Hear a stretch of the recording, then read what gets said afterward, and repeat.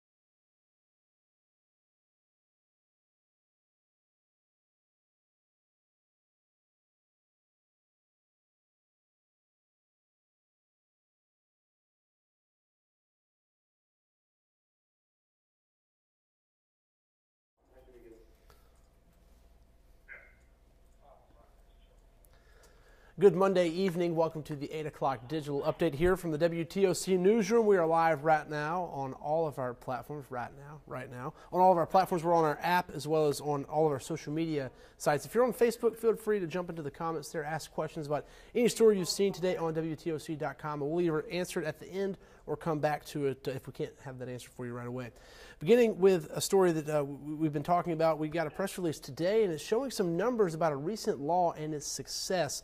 Some Georgia lawmakers say making Georgia a hands-free law is already paying off. That law went into effect on July 1st, making it illegal to hold or use your phone while you drive.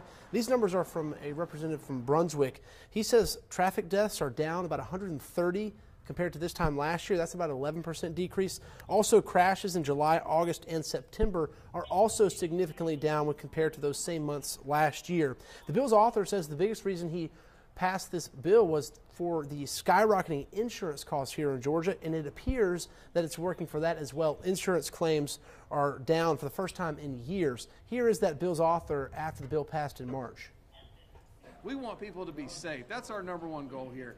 There's just way too many fatalities, way too many crashes, not just even crashes. I haven't even talked much in the session about bodily injury. The overall objective here has been to get phones out of people's hands so they get their eyes on the road and their hands on the steering wheel. Okay, one road safety expert says it's undeniable that the awareness of this law is making our roads safer. He also goes on to say that he and others, goes without saying, but they hope these positive trends continue for our roads. Moving right along, the big story here today in Georgia, the president is in Georgia touring areas damaged by Hurricane Michael. He landed at Robins Air Force Base in Warner Robins around 4 o'clock this evening. You see Air Force One coming in there. Minutes later, the president and his wife, Melania Trump, stepped off that plane. They got into a Suburban waiting nearby with Governor Deal and the Ag Commissioner, Sonny Perdue, and then they were going off to tour parts of Georgia. Now, a White House spokesperson said they were not going to reveal where the president and that crew went. However, it was to an area that was hit by Hurricane Michael. Now, earlier today, the president approved the federal disaster declaration, so that means 31 Georgia counties will qualify for assistance. In 6 of those counties, residents will qualify for individual assistance. Sean Evans will have more on this tonight at 11, and we hope by then we can find out where the president and the governor went today. Once again, we just know they were going to areas hit by Hurricane Michael. There were some reports out there that they stopped by a Red Cross shelter in Macon, but once again, the White House is staying pretty tight-lipped about all that. Some sad news to pass along. This is coming into our newsroom just within the last couple of hours. Microsoft co-founder and philanthropist Paul Allen has died. A statement from Allen's investment firm Vulcan says he died today from complications of non-Hodgkin's lymphoma. Allen announced just 2 weeks ago that he was being treated for the cancer that had returned after a bout back in 2009. Allen founded Microsoft with Bill Gates in 1975 after both of them dropped out of college. The two met at the private Lakeside School in Seattle. Over his time, Allen donated more than $2 billion to charity. He also owned the NFL's Seattle Seahawks and the NBA's Portland Trail Blazers. Allen was just 65 years old. From that sad news to some good news, especially for folks living in the South Carolina Low Country. There is a new option when it comes to air travel. United Airlines is setting its sights on the South Carolina Low Country. The Hilton Head Island Airport announced today that United Airlines will soon be flying to and from the island. Starting in the spring of next year, United will provide seasonal flights to airports in Washington, D.C., Chicago, and New York City.